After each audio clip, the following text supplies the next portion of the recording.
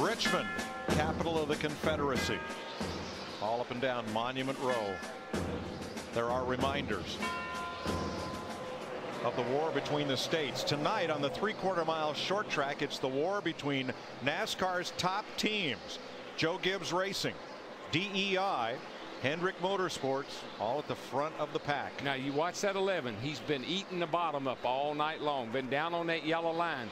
Last couple of laps, he moved up a little bit to see if he could make any time up a little higher. He knows the 18. He feels his presence. He feels him breathing down his neck.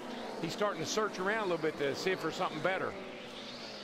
Now we've got 74 laps to go, and as I mentioned right before we go to break, we're about 20 to 25 laps away from what will be green flag stops. You know, we talked to Denny Hamlin and Kyle Busch together yesterday on our trackside show on Speed, and I mentioned to both of them and had both of them comment on it that when it was announced that Kyle Busch was going to go to Joe Gibbs Racing, I wasn't sure how that was going to work. But it dawned on me a few weeks ago what makes Denny Hamlin and Kyle Busch and Tony Stewart good teammates. They're so much alike. You know what makes them alike?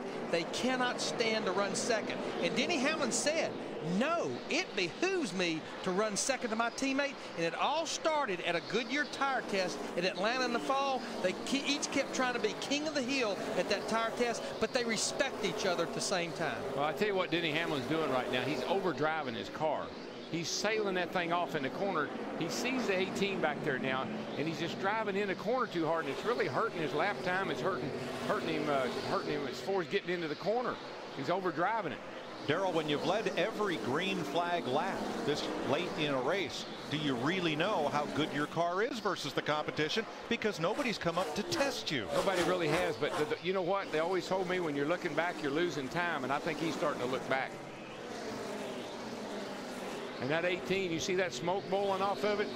That's the brakes, the tires, the steering wheel. He's got everything on it smoking right now. But even though Mike Ford, Denny Hamlin, and the 11 team, they've had a ton of success with each other. This is their third full season. We have seen this happen before to this group, that they were dominant in a race, and whether it was mechanical woes or the Hamlin go away, they didn't close the deal at the end of the night. What I would be telling Denny right now is, dude, just float it down in there like you've been doing all night long. I think you'll be okay.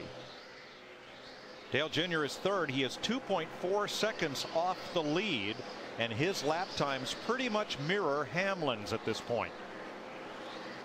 And I'll tell you the other thing I believe too. I believe that 18 really made a hard run at Denny to try to get his attention. Because right now it looks like they kind of equaled back out. And you know, Mike, if it gets down to this green flag stop, it will be a lot of cat and mouse, because unlike at a speedway, you make a green flag stop here, you're going to go a couple laps down. But you don't want to be one of the last guys to come, because we've already documented how much fresh tires picks you up. Yeah, that's the big thing right there, is coming to pit road first, and then a dreaded caution comes out. Well, Dale Jr. almost caught a piece of the wall coming out of 2 last time. Look at this. We have seen him get loose off the corner several times, and we played some radio transmission during a commercial break a while ago. He said, I just don't have good drive off the corner. Don't hurt my turning, but I need to be tighter under acceleration. But I think what we're seeing is a product of laps running out. Everybody's pushing a little harder and a little harder, and the car's going to get, you know, if it's got a problem, really going to amplify itself here late in the race. He just did it again.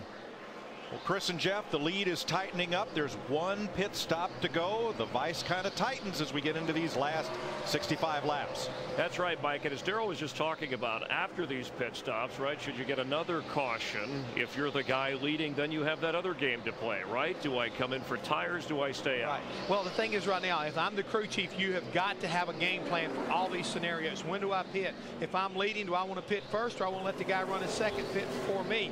If I'm the guy leading, I'd like to see second place pit before me. I don't want to stay out any longer. We've already seen how you can pick up a lot of valuable time, but you can't beat yourself. That's the key thing right now. You got to realize, I'm leading this race. I'm Denny Hamlin. Don't get caught speeding coming on pit road. Don't make any mistakes getting off pit road. And oh, by the way, If I'm one of the crew members, I don't want to make the mistake that's going to cost us the race. Well, the next pit stop, right, and maybe the final one with about 50 or 48 to go. So the pressure building, it's been a long night. Do they feel it if you're a member of the pit? Absolutely. You know that it's coming down to you and what you know how to do. Doing it right is so important right now. Doing what you've trained to do, being smooth, being precise. You've got to be ready for this mentally as well as physically. Should a crew chief play out all the scenarios? Is he trying to ahead of time so it's easy to call on his folks? If he hasn't got those game plans in place, realizing we can't call a timeout and do a do-over, he's going to get caught.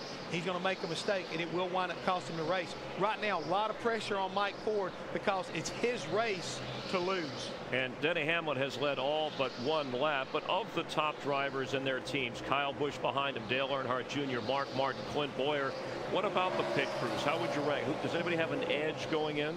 Right now, you can't take anything away from the 11 crew. They've been on top all night long, and you've got to believe they're going to be right there when it counts. But if I'm another team like Joe Gibbs' 18 car, you know what you can do against these guys. There's going to be a little mental game going on. Dale Earnhardt Jr., he needs to push the envelope maybe a little bit, getting on and off pit road so he can close some ground. There will be some guys gambling right now, and the ones who get called are going to pay a huge price. But if they can get by with it, they may be able to close some ground and put pressure on this 11 car. Toyota's running 1 and 2. Let's check in on the 18 car. Steve Burns has the latest. Steve? Well, Chris, Kyle Busch just told his crew chief, Steve Addington, it's getting a little bit tighter from late center off. Mike? Thanks, Steve. The top two teams, top two cars are teammates. Last week at Talladega, you'd insist on them pitting together so you could get back out on track and draft together. Here, that's not a consequence, Larry. But is there any advantage to pitting the 1-2 cars on the same lap or not, or a disadvantage? Well, the only thing that's a disadvantage, if you let your teammate or one of the other cars, even Dale Earnhardt Jr., get in there and get those fresh tires, because probably the first few laps till you get yours, they're going to be beating you a half to 3/4 seconds of lap. When I look at the top three, if one hits pit road, the other two better be right on their heels. But I'll tell you, I'm not coming in until I have to, just because of the caution problem. If you happen to hit pit road early, short pit, as they like to say, and the caution comes out, your night's over with. So I want to be the last one to come to pit road if I can.